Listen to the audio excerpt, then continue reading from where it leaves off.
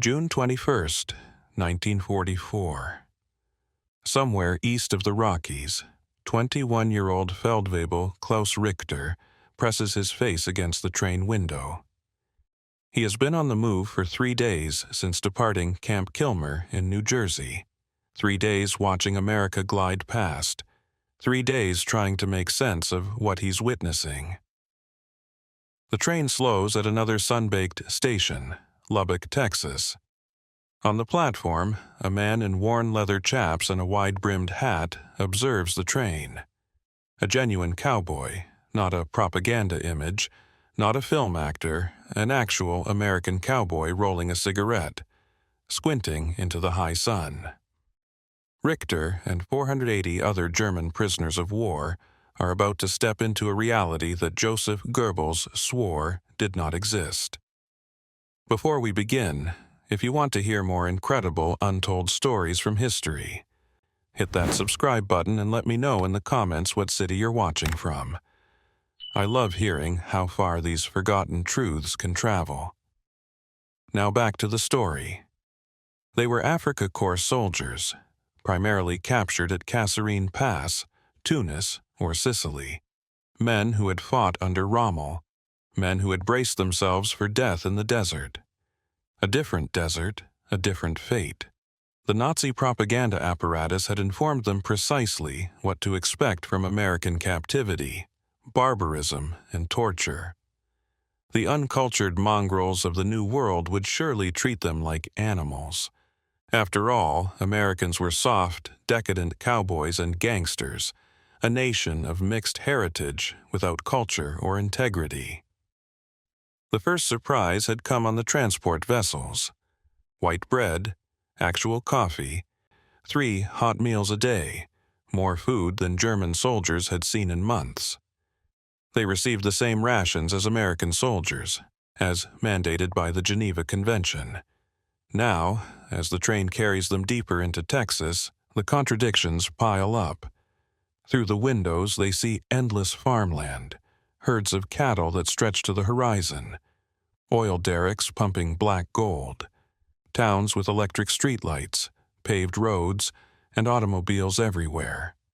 One prisoner would later write to his family, "The Americans possess so much of everything, they even share it with their prisoners."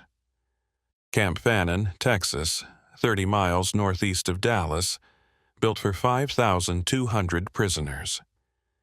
In reality, it was a small American town set down in the middle of cotton country. The buses from the train station roll through the main gate. The Germans anticipate machine gun towers, snarling dogs, and brutal guards. Instead, they discover barracks with electricity and indoor plumbing, hot showers, and flush toilets, amenities many of them didn't have back in Germany. The camp commander addresses them through an interpreter. The rules are straightforward. Work 8 hours a day, obey regulations, and cause no trouble. In return, they would receive 3 substantial meals daily, wages of 90 cents per day in camp script, canteen access, recreation, and mail from home. Unteroffizier Stefan Bauer can't comprehend what he's hearing. Wages. They're going to pay prisoners at a rate comparable to American privates who earned $55 a month. The next morning, they meet their work supervisors, not soldiers but ranchers, cotton farmers, and cattlemen. Men in faded denim and scuffed leather boots, men who desperately needed hands for the harvest. The American agricultural system was feeding half the free world, but America's own boys were fighting in Italy and preparing for the invasion of France. Texas cotton fields stretched for thousands of acres. Without pickers, the crops would rot. The Germans were the solution to every farmer's prayer. A rancher named Samuel Croft looks over the assembled prisoners. He needs 35 men for his cotton fields. He points at the largest, most robust-looking Germans. Then he does something that startles everyone. He walks over, extends his hand, and introduces himself. In Texas, he explains via the translator, men shake hands before they work together. Oberfeldwebel Heinrich Vogel stares at the offered hand. 6 months prior, he was fighting Americans in Tunisia. Now, one wants to shake his hand as an equal. He accepts it. Croft's grip is firm, calloused, a working man's hand. The cotton fields of Smith County stretch for miles under the Texas sun. The labor is grueling, bent backs, bleeding fingers, 90-pound sacks. But something remarkable occurs in those fields. The German prisoners work alongside Mexican migrant laborers, black sharecroppers, and poor white tenant farmers. The racial hierarchy the Nazis championed disintegrates under the Texas sun. Everyone sweats the same. Everyone's back hurts the same. Everyone drinks from the same water jug. At midday, Elena Castillo, the ranch cook, rings a large cast-iron bell. The prisoners expect bread and water. Instead, they get beef stew, cornbread, iced tea, and peach cobbler. Elena doesn't speak German, and the prisoners don't speak Spanish, but she ladles generous portions onto their plates and smiles. Food is a universal language. Klaus Richter will remember this meal for the rest of his life. Not for the food itself, but because a Mexican woman treated German prisoners with the same kindness she offered everyone else. The Third Reich said this was impossible. The Third Reich was wrong. Saturday night at Camp Fannin, the recreation hall fills with music. Not military marches, not Nazi anthems, but Spade Cooley and his orchestra on the radio. Western swing, the sound of America in 1944. After Italy switched sides in October 1944, Italian POWs gained more freedoms. They could attend local dances, chaperoned and supervised. German prisoners watched with a touch of envy.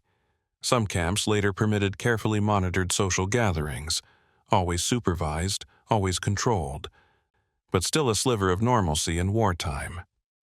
The prisoners form bands, learn American songs, and some even compose new ones. A strange fusion of German folk melodies and Western swing that existed nowhere else on Earth. The letters home create their own challenge. What can they write? How can they describe this to families enduring Allied bombing, to mothers standing in ration lines, to wives who haven't tasted meat in months? Stefan Bauer writes to his wife in Hamburg, "The Americans are not as we were told. They have provided us with warm clothes and good boots. We eat meat almost every day. I am saving my wages. When I return, we will have some money." He omits the abundance that surrounds him, the cars every farmer seems to own, the electric lights burning all night, the stores overflowing with goods. How could he? She wouldn't believe it. The censors wouldn't allow it to pass anyway. Camp McClellan, near Lubbock. Here, the Cowboys aren't a metaphor. They're real, and they need assistance with thousands of head of cattle. The rancher, Elias Vance, surveys his new workers. Luftwaffe pilots, Panzer crewmen, U-boat sailors. Not a single one has ever been close to a cow. He sighs. This was going to be an experience. He begins with the fundamentals: how to approach a horse, how to handle a rope, how not to get kicked, bitten, or trampled. The Germans are wary of the animals. The animals are suspicious of the Germans. It's mutual distrust at first sight. But Vance is patient. His own son is flying B-24s over Germany. These young men before him are someone's sons, too. Enemy or not, they were here. And cattle have no interest in politics. Within weeks, something incredible happens. The Germans adapt to ranching as if they were born for it. Perhaps it's their military discipline. Perhaps it's their engineering minds appreciating the logistics of a cattle drive. Or perhaps it's just that working with animals is honest in a way that war never could be. Hauptmann Gunther Adler becomes Vance's best horseman. He can rope, brand, and doctor cattle with the finest of them. At night, he sketches the landscape. Mesas at sunset, longhorns against the sky, cowboys and Germans working side by side. Images that would be impossible anywhere else on the planet. In 1944, on Sunday mornings within the camps, German prisoners conduct their own religious services. Lutheran ministers and Catholic priests among the POWs lead worship. The American military provides hymnals and religious materials, freedom of religion, even for the enemy. Some camps arrange special permits for prisoners to attend local churches on holidays. Christmas 1944. A small group of German POWs sits in the back pews of an American church. The hymn is Silent Night, originally Stille Nacht in German. They know every word.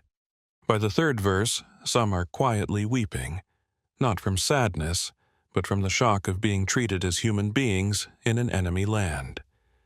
January 19, 1945. Camp Florence, Arizona. 22. U-boat sailors have been digging for 3 months. Their tunnel extends 190 feet beyond the fence. Tonight, they escape. The plan is brilliant in its folly. Float down the Santa Cruz River to Mexico and live free until Germany wins the war. They've constructed a collapsible boat, studied maps, and stockpiled food. Everything is prepared. Kapitän Leutnant Dietmar Wolf leads the way. They emerge into the Arizona desert under a full moon. Freedom. They rush toward the river and stop.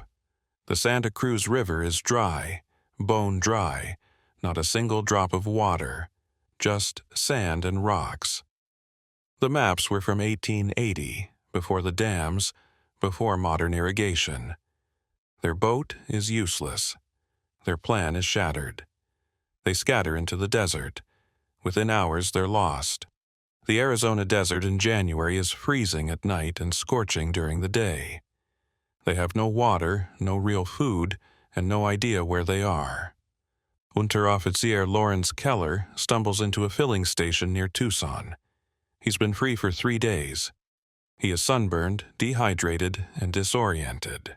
The attendant, an older man named Gus, gives him water, makes him a sandwich, and then calls the authorities. While they wait, Gus shares his coffee and tells Keller about his own son fighting in the Pacific. 2 father's sons, one lost in the desert, one lost in a war. Captain Otto Brandt makes it the furthest, all the way to downtown Tucson. He's found sitting on a bench on Congress Street on February 22nd when a street cleaner notices his accent. The police find him exhausted, homesick, and ready to go back. Even when escaped, America remained America, abundant, comfortable, and impossible to truly hate. Spring 1945. The war in Europe is drawing to a close. In the camps, the atmosphere shifts. Letters from home have stopped. Cities are rubble. Families are scattered or gone. What is there to return to? Elias Vance makes an offer to his German cowboys. He wishes they could stay and work the ranch. He'd sponsor them if he could. The pay would be good, $110 a month plus room and board, far more than they could make in a Germany that might not even exist anymore. But the Geneva Convention is absolute. Prisoners must be repatriated. No exceptions. They have to go home. But home to what?